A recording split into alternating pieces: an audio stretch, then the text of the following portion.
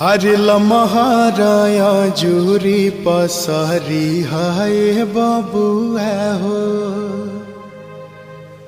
लमहर कुल परिवार है। लमहर बाटे तहरा पापा जी के नैया हो।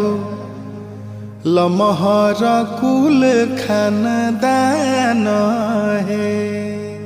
हरे लमहराया जुरी पसरी हाय बबुआ हो। लमहर कुल परिवार है। लमहर बाटे तहरा पापा जी के नैया हो। लमहर कुल खानदान